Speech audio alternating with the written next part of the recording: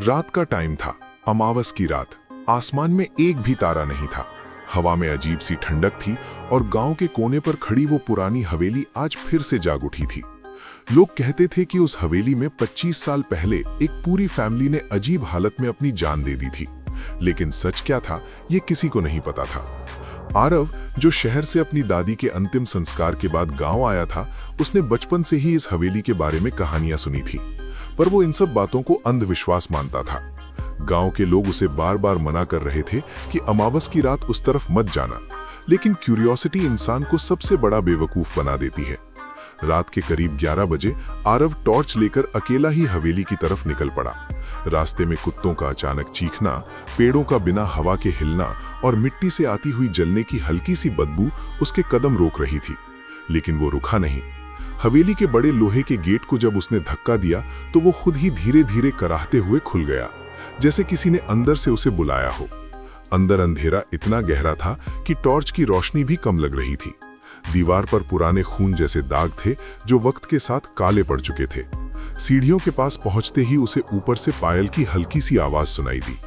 पहले उसे लगा शायद हवा का असर है, लेकिन फिर पायल की आवाज धीरे धीरे तेज होने लगी, जैसे कोई उसकी तरफ चल कर आ रहा हो। आरव का गला सूख गया। उसने टॉर्च ऊपर घुमाई, लेकिन वहां कोई नहीं था। बस एक पुरानी तस्वीर दीवार पर लटकी थी, जिसमें एक छोटी सी लड़की मुस्कुराते हुए खड़ी थी और उसकी आंखें सीधा आरव को देख रही थीं। उसने तस्वीर को नजरअंदाज किया और सीढ़ियां चढ़ने लगा। हर कदम पर लकड़ी की चीख उसका हौसला तोड़ रही थी।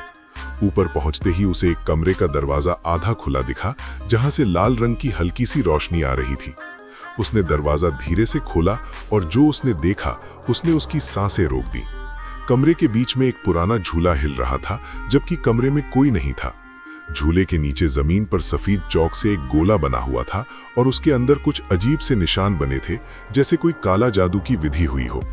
आरव के कदम पीछे हटने लगे, लेकिन तभी उसके पीछे दरवाजा जोर से बंद हो गया। कमरा अंधेरे में डूब गया और सिर्फ झूले की चीख सुनाई देने लगी। उसने दरवाजा खोलने की कोशिश की, पर वो हिल भी नहीं रहा था। तभी उसके कान के पास एक बच्ची की हल्की सी हंसी गूंजी। धीरे धीरे वो हंसी रूह कांप देने वाली चीख में बदल गई। आरव ने घबराकर पीछे मुड़कर देखा तो झूले पर वही तस्वीर वाली लड़की बैठी थी, लेकिन अब उसका चेहरा जल चुका था और आंखों की जगह सिर्फ काली खाली गहराई थी। उसने सीधा आरव की तरफ उंगली उठाई और धीरे से कहा, तुम्हें नहीं आना चाहिए था, अब तुम यहां से नहीं जा पाओगे। आरव का दिमाग सुन्न हो गया। उसे याद आया कि दादी ने मरने से पहले उसका हाथ पकड़कर सिर्फ एक बात कही थी, हवेली से दूर रहना, वहां हमारा पाप दबा है। लेकिन अब देर हो चुकी थी। कमरे की दीवारों पर खून जैसे हाथ के निशान उभरने लगे। झूला इतनी तेज हिलने लगा जैसे कोई उसे जोर से धक्का दे रहा हो, और फिर अचानक सब कुछ शांत हो गया। बिल्कुल सन्नाटा, इतना गहरा कि अपनी धड़कन भी तेज सुनाई दे। और फिर अंधेरे में आरव को महसूस हुआ कि कोई उसके बिल्कुल पीछे खड़ा है। ठंडी सांस उसकी गर्दन को छूकर गुजरी और उसी पल उसने महसूस किया कि किसी ने अपना हाथ उसके कंधे पर रख दिया। और जब उसने हिम्मत करके धीरे से पीछे मुड़कर देखा तो उसका चेहरा सफेद पड़ गया, क्योंकि वहां खड़ी थी उसकी अपनी दादी, लेकिन उनकी आंखें पूरी तरह काली थीं। आरव जम चुका था। उसकी सांसें रुक सी गई थीं। उसके सामने उसकी दादी खड़ी थी, लेकिन वो दादी नहीं थी जिसे वो जानता था। उनका चेहरा सफेद, आंखें पूरी तरह काली और होठों पर एक अजीब सी टेढ़ी मुस्कान थी। उन्होंने धीरे से आरव के कंधे पर अपना हाथ जोर से दबा दिया और कमरे की दीवारों पर बने खून जैसे निशान अचानक हिलने लगे, जैसे जिंदा हों। आरव ने हिम्मत करके पूछा, ये सब क्या है? तब दादी की आवाज दो अलग सुरों में गूंजी, एक उनकी अपनी और एक किसी और की। ये हमारा पाप है जो कभी दफन नहीं हुआ। इतना कहकर कमरा अचानक बदलने लगा, दीवारें टूटने लगीं और आरव के सामने 25 साल पुरानी तस्वीर जिंदा हो गई। उसने देखा एक छोटी लड़की को इसी झूले से बांधकर कुछ लोग उस पर काला जादू की विधि कर रहे थे। उन लोगों में उसने अपनी दादी को भी देखा। तब सच सामने आया कि उसकी फैमिली ने अपनी जमीन और पैसों के लिए एक तांत्रिक के कहने पर उस मासूम बच्ची की बलि दी थी, लेकिन विधि गलत हो गई और उस रात हवेली में जो आग लगी उसने सबको खत्म कर दिया, सिवाय दादी के। दादी ने बचने के लिए उस बच्ची की आत्मा को हवेली में बांध दिया था ताकि सच कभी बाहर ना आए। लेकिन हर अमावस को वो आत्मा ज्यादा ताकतवर हो जाती थी। आरव का दिमाग घूम रहा था। उसे समझ आ गया कि दादी उसे इसलिए मना करती थी क्योंकि वो सच जानता नहीं था। दादी ने उसकी तरफ देखकर कहा, अब वक्त आ गया है पाप को पूरा करने का। इतना सुनते ही जमीन पर बना चौक का गोला चमकने लगा और आरव के पैर अपने आप उसके अंदर खिंचने लगे। उसने भागने की कोशिश की, लेकिन जैसे किसी ने उसे पकड़ रखा हो। तभी झूले पर बैठी जल चुकी लड़की ने जोर से चीख मारी और दादी का रूप हिलने लगा। पता चला दादी का शरीर सिर्फ एक जरिया था, असल में बच्ची की आत्मा ही सब कंट्रोल कर रही थी।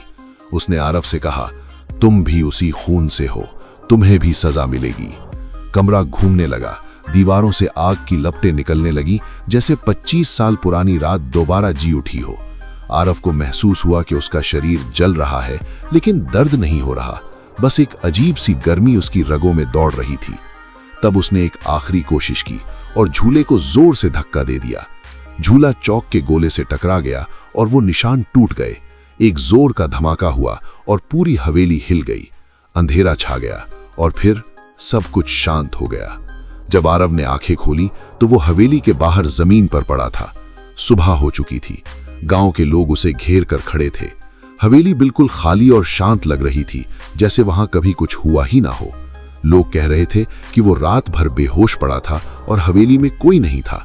आरव ने सोचा शायद ये सब भ्रम था, लेकिन जब वो घर लौटकर अपने कमरे में आया और आईने के सामने खड़ा हुआ तो उसका दिल रुक गया, क्योंकि आईने में उसका रिफ्लेक्शन नॉर्मल था, लेकिन उसकी आंखों के पीछे एक छोटी सी परछाई खड़ी थी, जल चुकी लड़की की परछाई। और उसने धीरे से फुसवाया, अब मैं तुम्हारे साथ हूं, हमेशा के लिए। आरव की आंखें धीरे धीरे काली होने लगी और उसके होठों पर वही टेढ़ी मुस्कान आ गई जो उसने दादी के चेहरे पर देखी थी। और उस पल उसे समझ आ गया कि हवेली का श्राप खत्म नहीं हुआ, बस अपना नया घर ढूंढ चुका है।